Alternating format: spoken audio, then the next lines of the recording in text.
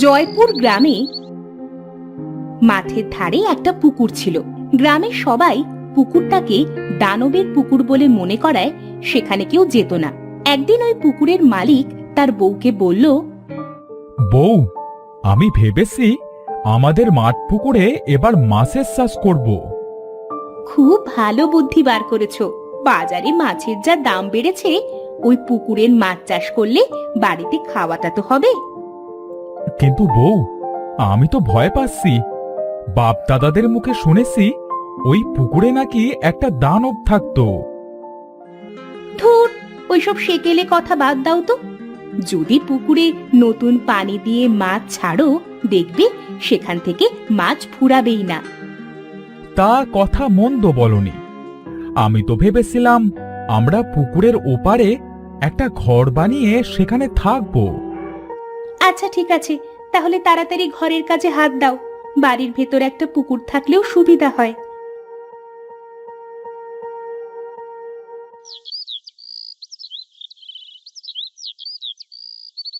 রানা তার কথা মতো পুকুরের ওপরে তাদের থাকার জন্য সুন্দর করে একটা বাড়ি বানিয়ে ফেললো। রানা তার পরিবার নিয়ে সেই বাড়িতে থাকতেও শুরু করলো। তাদের মেয়ে রেনু বলল, মা, আমাদের নতুন বাড়িটা খুব সুন্দর হয়েছে, আর বাড়ির সাথে পুকুরটাও বেশ মানিয়েছে বলো। হ্যাঁ মা, কাল আমাদের পুকুরে মাছ ছাড়বো, আর কিছুদিন পরে আমরা পুকুরের মাছ খেতে পারবো। কি মজা হবে, কি মজা হবে। পরের দিন রানা তার পুকুরে মাছ ছাড়লো। পুকুরে গ্রামের অনেকে গোসল করতে আসলো।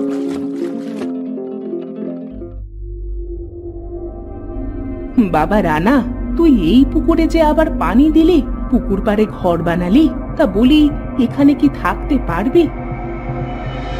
কেন চাষিমা, থাকতে পারবো না কেন? আমাদের তো একটা বাড়ির খুব দরকার ছিল। তাছাড়া এই পুকুরটাই বা আর কতদিন এভাবে পড়ে থাকবে? করেছিস যখন সাবধানে থাকিস বাবা। শুনেছি তো পুকুরটা বেশ সুবিধার নয়। চাষিমা, তোমরা তো পাশে আসোই, আর প্রতিদিন তো পুকুরে গোসল করতে আসছো, তাহলে আর সমস্যা কোথায়? তা থাক বাবা, গোসল সেরে বাড়িতে ফিরতে হবে যে। তোর চাচা আবার খাবারের জন্য অপেক্ষা করবে।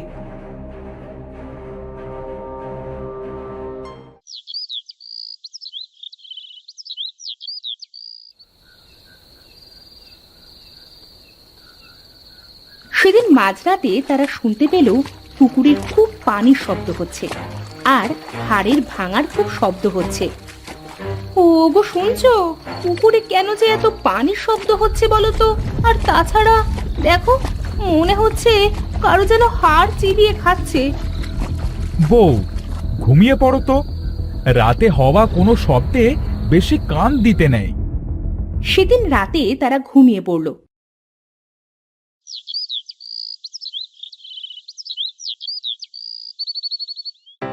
পরের দিন সকালে সীমা পুকুর পাড়ে গিয়ে দেখে পুকুরটা একদম স্বাভাবিক, ঠিক আগের মতো।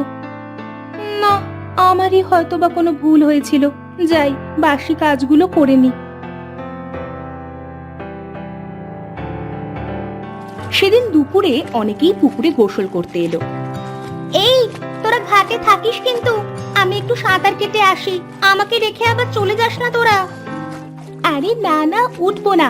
তুই ওই দিক থেকে একটু সাঁতার কেটে আয়, তবে তাড়াতাড়ি। যারা পুকুরের মাঝে সাঁতার কাটতে লাগলো।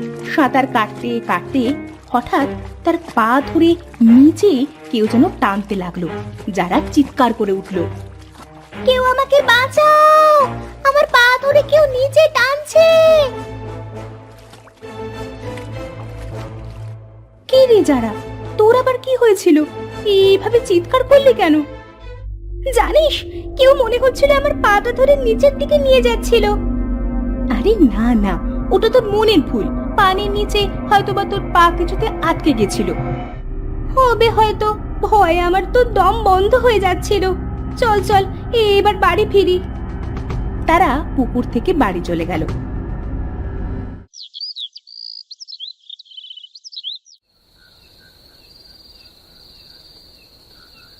সেদিন রাতে সীমা পুকুরে আগের দিনের মতো সেই পানির আওয়াজ পাচ্ছিল, কিন্তু সেদিন সে তার চোখ বুজে পড়ে রইল। হঠাৎ তাদের মেয়ে রাতে জোরে একটা চিৎকার দিল। ও গো, তাড়াতাড়ি ওঠো, আমার মেয়েটা পাশের রুমে কান্না করছে। হ্যাঁ, তাড়াতাড়ি চলো। তারা দুজন রেনুর ঘরে গিয়ে দেখল সে খাটের একপাশে গুটিসুটি দিয়ে বসে আছে। সীমা তাকে জড়িয়ে ধরে বলল, কি হয়েছে মা, এইভাবে চিৎকার করলি কেন? মা, জানলার ওই পাশে একটা বিশাল দানব এসে আমাকে ডাকছিল। সে বলল আমাকে নাকি খেয়ে ফেলবে। আরে পাগলি মেয়ে, তুই হয়তো বা কোনো খারাপ স্বপ্ন দেখেছিস। যা মা, আবার ঘুমিয়ে পড়। না বাবা, আমি কোনো স্বপ্ন দেখিনি, আমি সত্যি বলছি। এ বাড়িতে আমি আর থাকবো না বাবা। বউ, তুমি আজ মেয়েটার কাছেই ঘুমাও, হয়তোবা কোনো বাজে স্বপ্ন দেখেছে। সেদিন রাতে তারা মা মেয়ে সেই ঘরে ঘুমিয়ে গেল।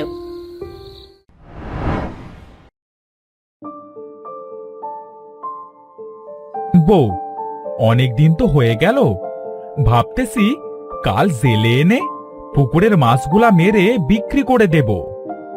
তাই ভালো হবে, এতদিনে মনে হয় পুকুরের মাছ অনেক বড় হয়ে গেছে। হ্যাঁ, তা মনে হয় গেছে। কাল বড় মাছগুলা মেরে আবার পুকুরে ছোট মাছ ছাড়বো। পরের দিন জেলে আসলো তাদের পুকুরে মাছ মারার জন্য। জেলে সারা পুকুরে জাল ফেলে কোথাও একটা মাছও পেল না। অবশেষে জেলে বলল, ভাই, তোমার পুকুরে তো দেখছি একটাও মাছ নেই। আদেও কি তুমি পুকুরে মাছ ছেড়েছিলে নাকি? জেলে ভাই, পুকুরে অনেক মাছ ছেড়েছিলাম, কিন্তু বুঝতে পারছি না পুকুর থেকে এতগুলা মাছ কোথায় গেল। তা ভাই, আমি আজ আসি, বুঝলে? এই মাছ তো আর পেলাম না, শুধু শুধু কষ্টই সার হলো। সেদিন জেলে পুকুরে একটা মাছও না পেয়ে বাড়িতে চলে গেল। পরের দিন রানা পুকুরে আবার অনেক মাছ ছাড়লো।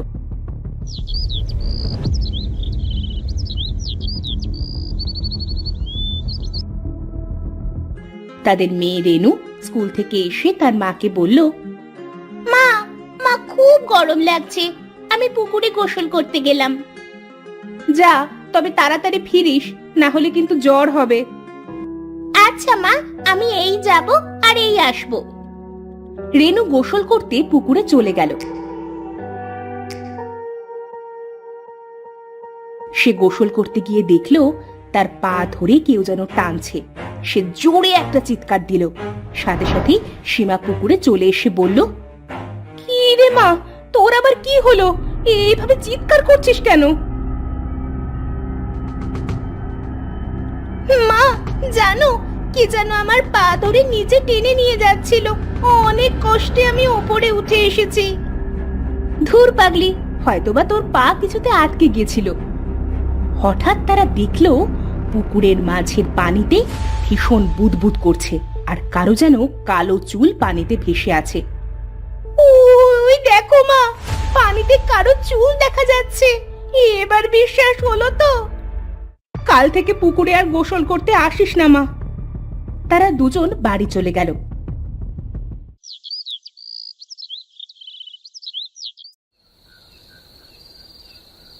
সেদিন মাঝরাতে তারা আবার পুকুরে সেই পানির শব্দ পেল। রানা তার বউকে বলল, বউ, চলো তো আজ গিয়ে দেখি পানিতে এমন কিসের শব্দ হয়। যাবে? আমার কিন্তু খুব ভয় করছে। আরে আমি সাথে আসি তো, কিচ্ছু হবে না।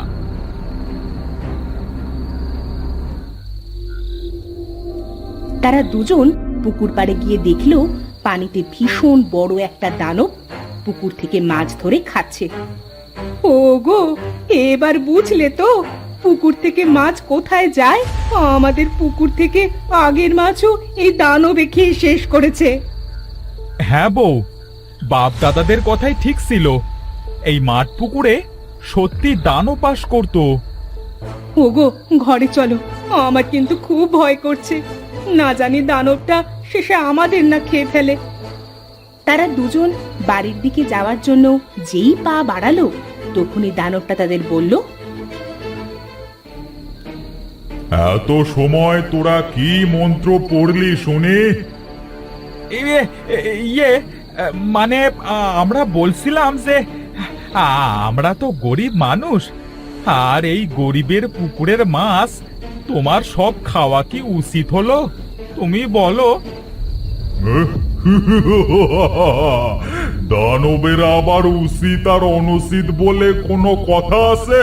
হ্যাঁ, মাছ খাবো না তো কি তোদেরকে বাঁচবো আমি?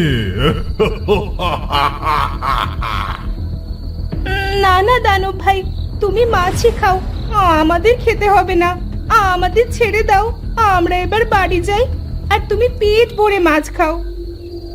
আচ্ছা ঠিক আছে, যা, তবে একটা কথা শুনে যা, কালকের ভেতরে আমার এই মাঠ পুকুরের কাছ থেকে তোরা চলে যাবি, না হলে শেষে কিন্তু তোদের আমি খেয়ে ফেলবো। আচ্ছা আচ্ছা, ঠিক আছে, আমরা চলে যাব। এখন আমরা আসি। সেদিন রাতে তারা বাড়ি ফিরে আসলো।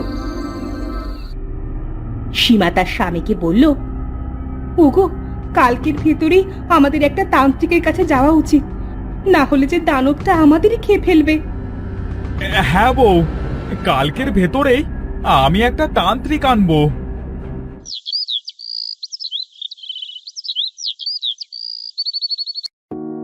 পরের দিন সকাল সকাল রানা একটা তান্ত্রিকের কাছে চলে গেল।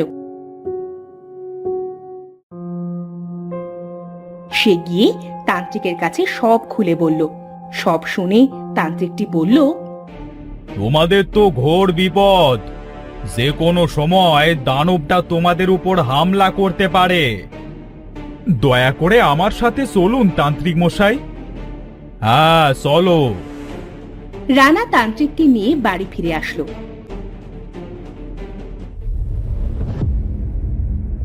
তারা সবাই তান্ত্রিকের সাথে পুকুর পাড়ে গেল। তখন তান্ত্রিকটা পুকুর পাড়ে গিয়ে মন্ত্র পড়া শুরু করলো। সাথে সাথেই দানবটা পুকুর থেকে উঠে আসলো। এই, কার এত বড় সাহস যে আমার উপর মন্ত্র পড়ে? আমি পড়েছি, কি করবি তুই? দাঁড়া, তোকে মজা দেখাচ্ছি।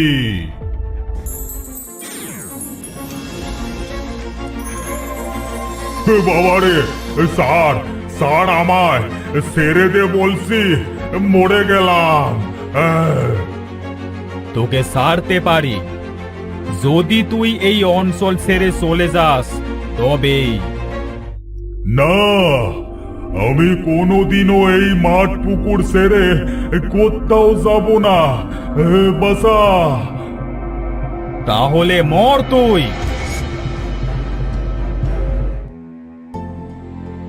এবার তোমরা বিপদ মুক্ত। একে নিয়ে গিয়ে আমি পুড়িয়ে ফেলবো। তান্ত্রিক মশাই, আপনাকে অনেক অনেক ধন্যবাদ, আপনি আমাদের এত বড় বিপদ থেকে রক্ষা করলেন।